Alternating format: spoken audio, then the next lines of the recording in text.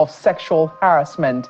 Senator Natasha Akpoti-Oduaha has been in the eye of the storm since the incident which happened 2 weeks ago on the floor of the National Assembly, where she was reported to have refused to move her seat after she was reallocated. She had granted an interview to another media house, not Channel Television, where she alleged that the Senate President, upon pressing as to some of the things that she said on the floor of the Senate when she refused to move, such as, I'm not afraid of you. When she was pressed on that statement as to why she made it, then she made an open revelation of a situation of sexual harassment, alleging that she had been harassed by the Senate President on the occasion of his birthday sometime in 2023. That has now degenerated into a maelstrom of some sorts, with different parties seeking to intervene, fellow senators granting their own interviews, as well as other members of the public. But one of the very prominent interventions that we have now seen is a statement by Womanifesto, which is a convening 350 women's group. They have now put out a statement there, calling for certain things on this particular matter. We've also seen the intervention of a former Senate President, Dr. Bukola Saraki, who is asking for an open and transparent hearing into what is going on in the National Assembly, because he is afraid for the reputation of the National Assembly. The Chief Whip, the Deputy Chief Whip of the Senate, has responded to some of these things, which we'll take as time goes on. But please do let me introduce my guest this morning. Dr. Abiola Akinode is here with us in the studios. It's so good to see you. Thank you so much for joining us this morning. Yeah, it's a pleasure. Thank you. I also understand that we have another guest in Lagos. Ayo, I'll let you do the honors.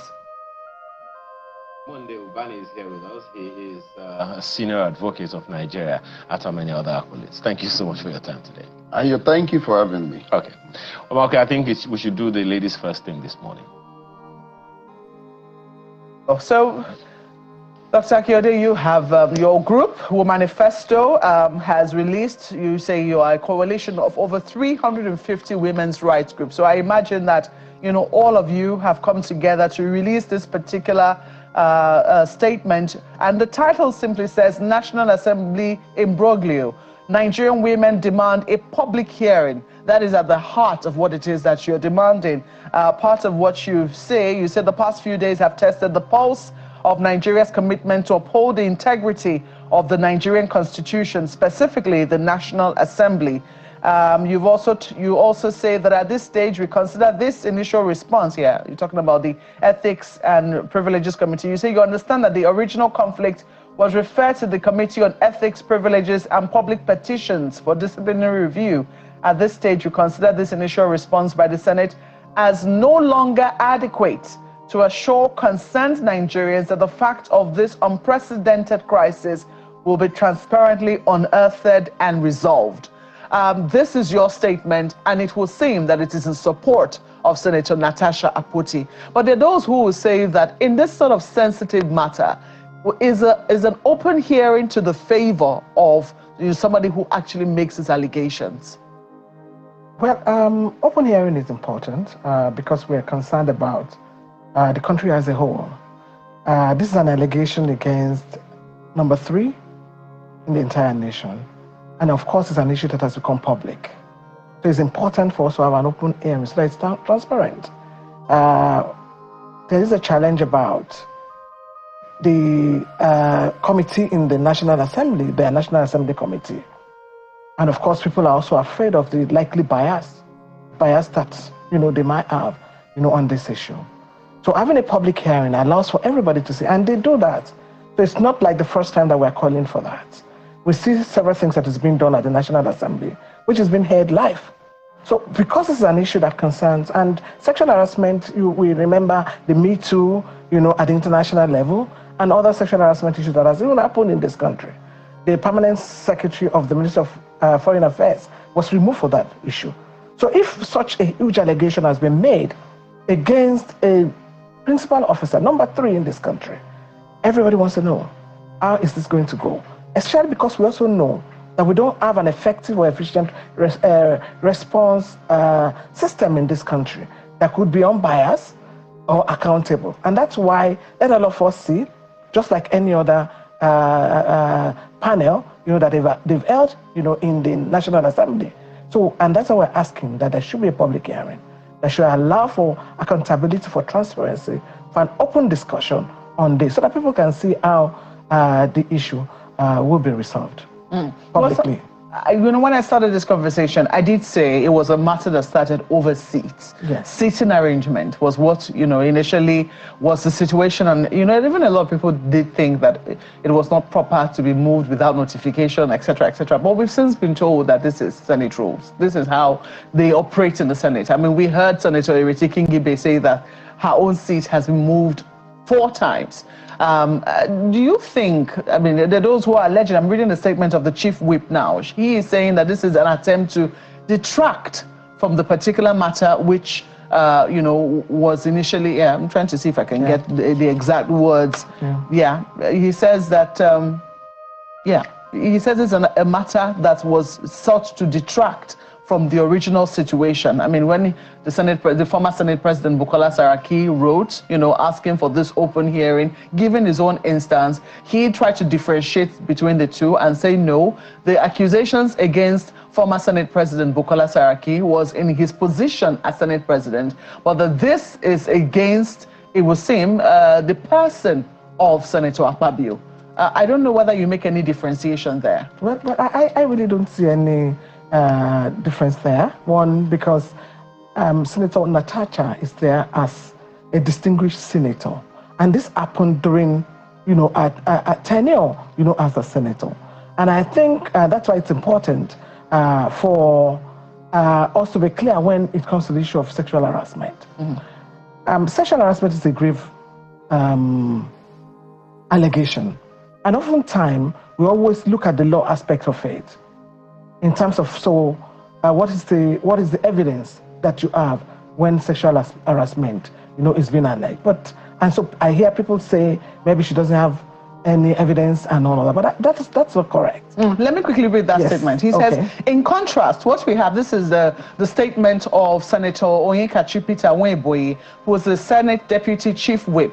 He says, in contrast, what we have before us today is a case of personal, unsubstantiated, and conveniently timed accusations, claims of sexual harassment that supposedly took place over a year ago, but surfaced only after the accuser was summoned for disciplinary action. There was no prior complaint, no record of distress, no mention to her husband, and no disclosure to female colleagues in the Senate. Instead, the accusation was unleashed only at the point of reckoning in a desperate attempt to divert attention from legitimate disciplinary proceedings. These are his words. But with due respect to the senator, that does not lie in his mouth. Because oftentimes it's the person that is harassed, and there's no time limit. There's no time limit. So it's also possible that the way the conversation on that day, comfort, to Senator Natasha was, you think this is the way you can get me after you have made several overtures and I have turned you down, and now you're coming, to do this to me as a way of punishment. And we know that this happens, a lot. So I would say that senator is not in a position to be able to say that. It is a person that is harassed that have the ability, to be able to say, I am harassed. It is not like any other offense, where it is something that people can say the allegation must be proven. There are several ways you can prove sexual harassment. The history of the perpetrator also matters. And I am saying that from what we saw in terms of record, this is not the first time that sexual harassment allegation is made against the Senate President. So if a second or a third person then made the same thing, then I think as a country, it becomes very important for us to see it as something that is valid that we should deal with, and rather not make it to say, let's sweep it because it's coming at a point in time when an issue was raised about the seat. Whether an issue was raised about the seat or not, an allegation has been raised. And I think that as a country, we better focus on, that allegation. So what he's saying, it doesn't lie in his mouth, because it's not the one that is being sexually harassed. And we know that women are very vulnerable.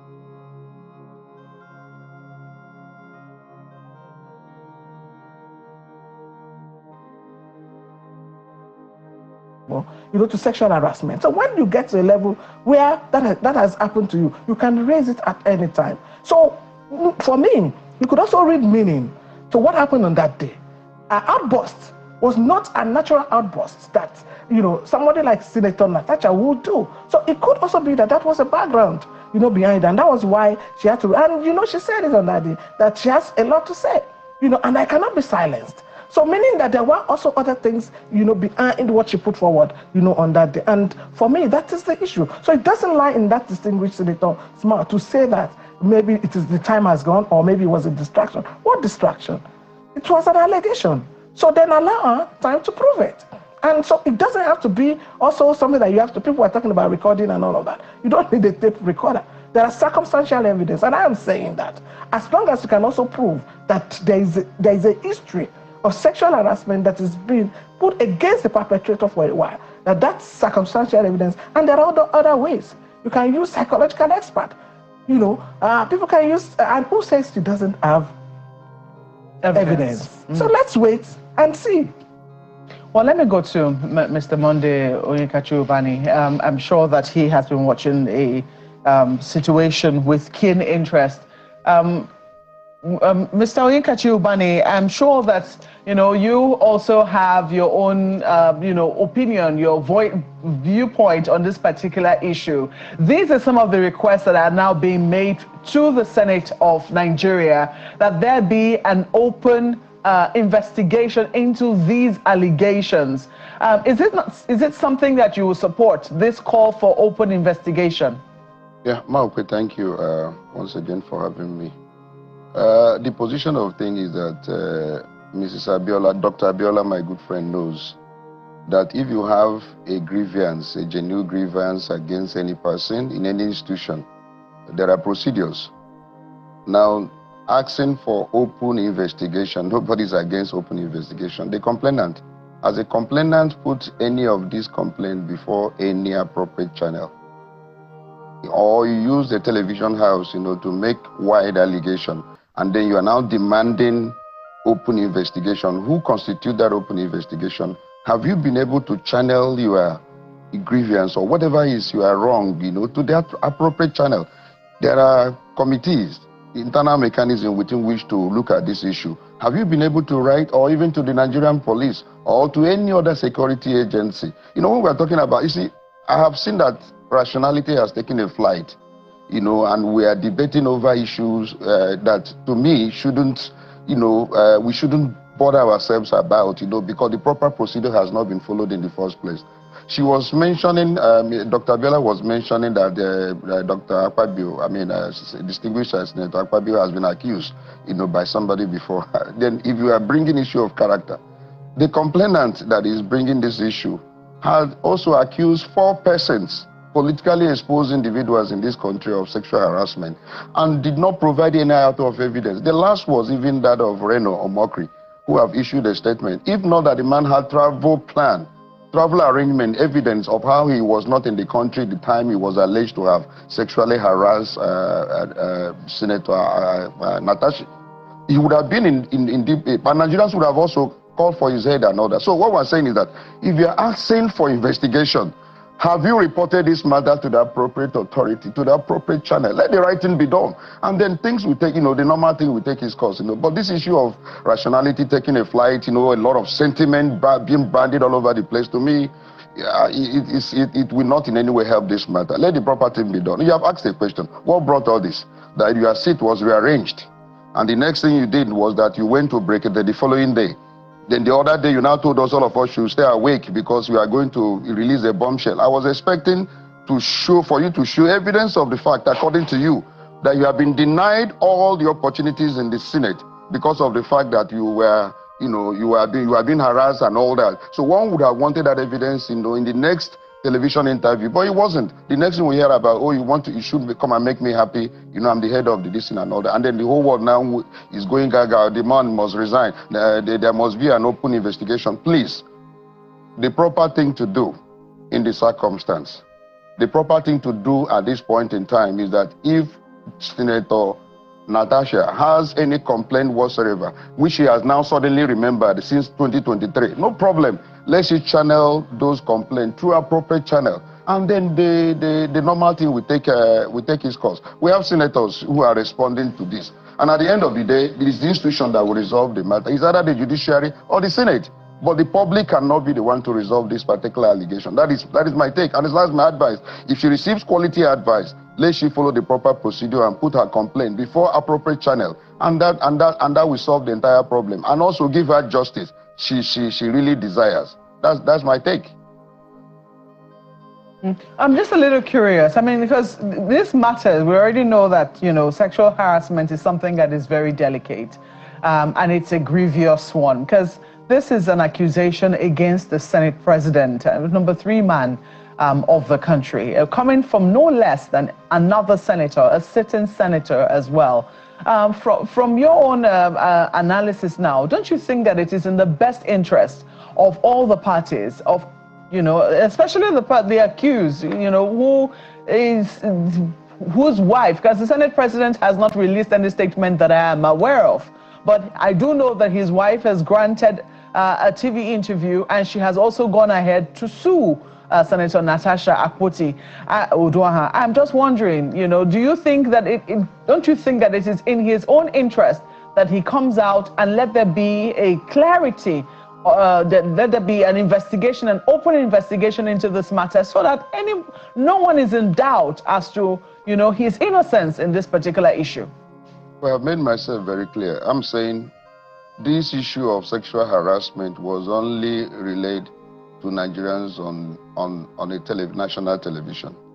She belongs to an institution, and that institution is the Senate of the Federal Republic of Nigeria. If there is any complaint against any member or against the Senate president, let it be properly channeled. That's what I'm saying.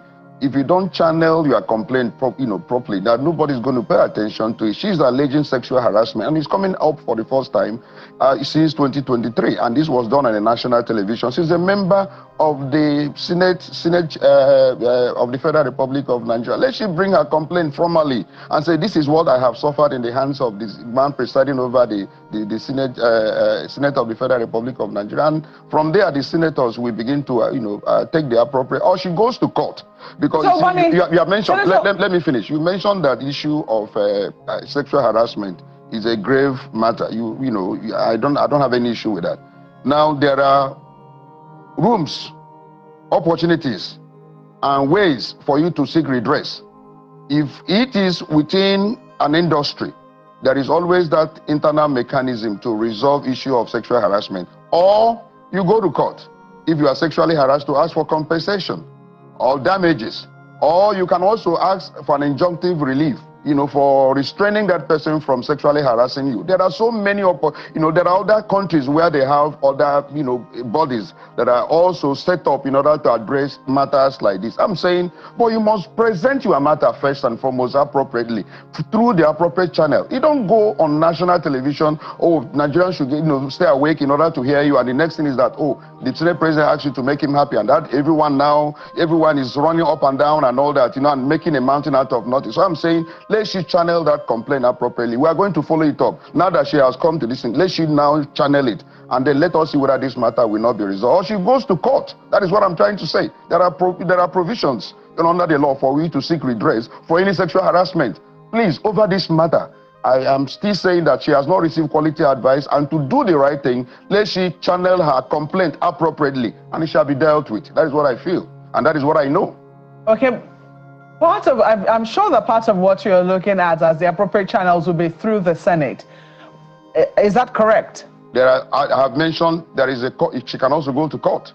Now, it can even lead to criminal, investigation if there is any assault or any criminal act, acted by the individual, the accused person in the course of that sexual harassment. She can also initiate any criminal prosecution. But I'm saying there are options available for. Let she put up a proper complaint to the appropriate authority, either the Senate, or go to court, or initiate a criminal prosecution. That is the right thing to do. But coming on television to announce it, and up to now, there is no appropriate authority that have received that complaint, it will not be redressed.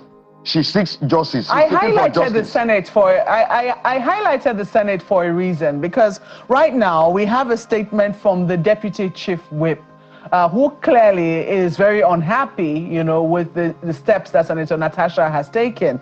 And if we're to take some of the statements that he has made, parts of the statement that he has made, which are very, very strong, alleging that she's only trying to, you know, run away from or detract from the consequences of what she was, attempt to divert attention from legitimate disciplinary proceedings. Those are his words. And then he also, you know, says in other parts of the statement, if we're to take, Senator Saraki's argument to its logical conclusion, we will be establishing a dangerous precedent, one where any gold digger or habitual liar can throw out an unsubstantiated allegation and expect the Senate to come to a halt while they're entertained. Now, I sincerely hope not that it is not his fellow colleague that he's referring to like this.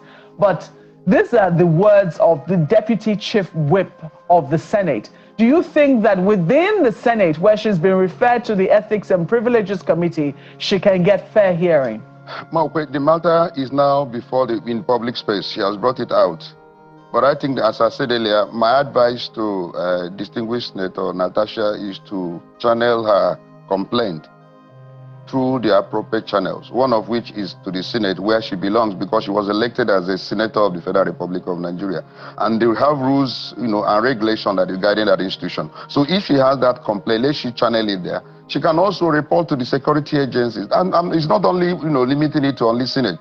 Now, the point the Deputy Chief Whip was making is like, up to today, that complaint has not been brought. What is before the Senate is the complaint against her behavior, you know, during proceedings that has gone to Ethics and Privileges Committee. If she brings her own complaint today, that matter also will go to the Ethics and Privileges Committee, because she's alleging that her privileges have been breached.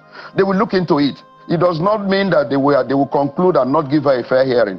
What is before the Senate, which is what the man is emphasizing, is this is a complaint against her of her misbehavior in the House. So that is what is before the Senate. But if she has any complaint, let she bring it appropriately and it will be dealt with.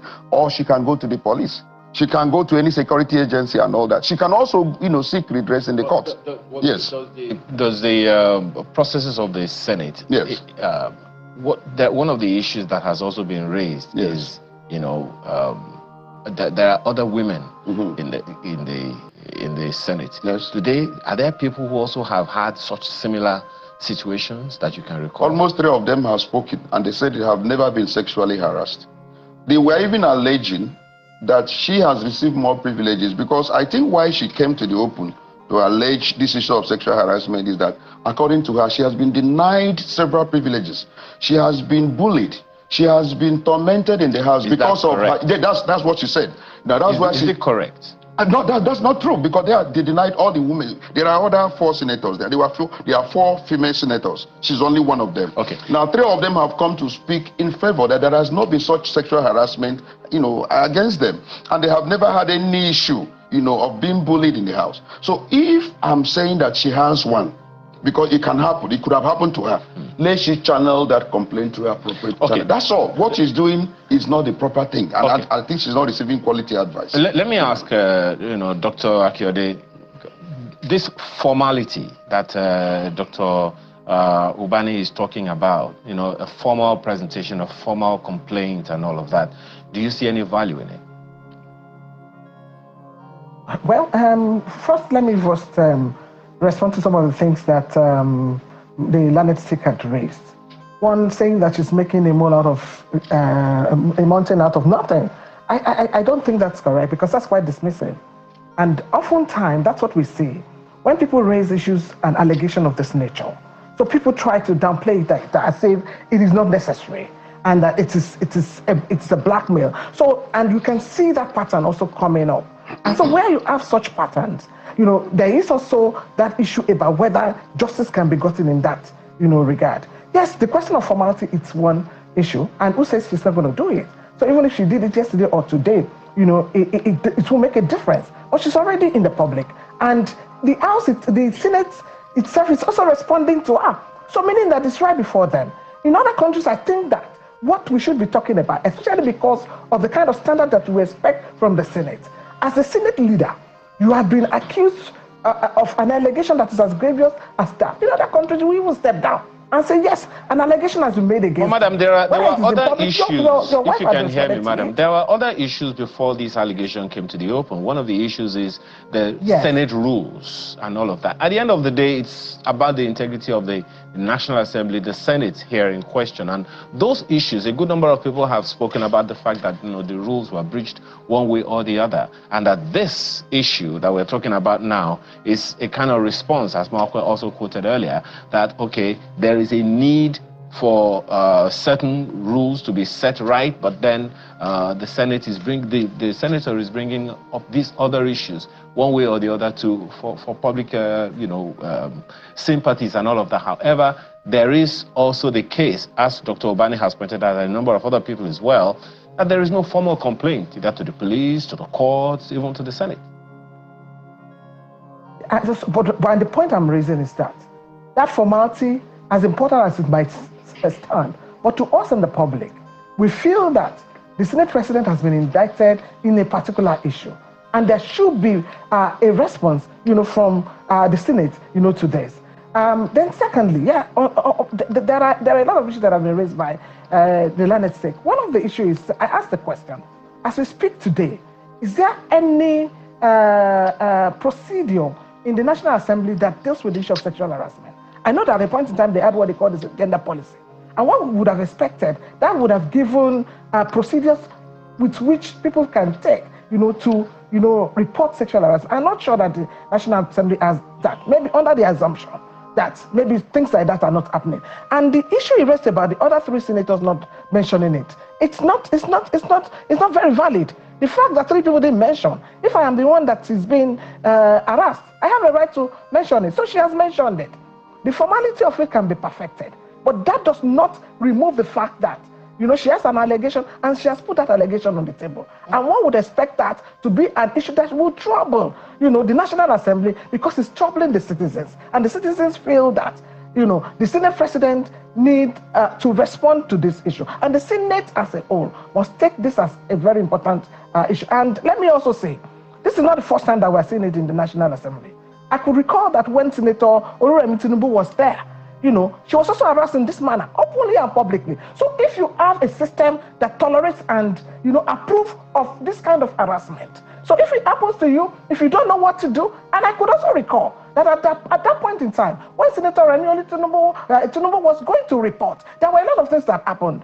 People were making jest of her and other things. So people are faced with this kind of thing. So we need to understand the vulnerability of women, especially when it comes to the issue of sexual harassment. And before we say, Jack, people are saying, bring evidence, especially when this is one offense that does not come with a lot of evidence in that regard. I can sit with you in a place and you can harass me there.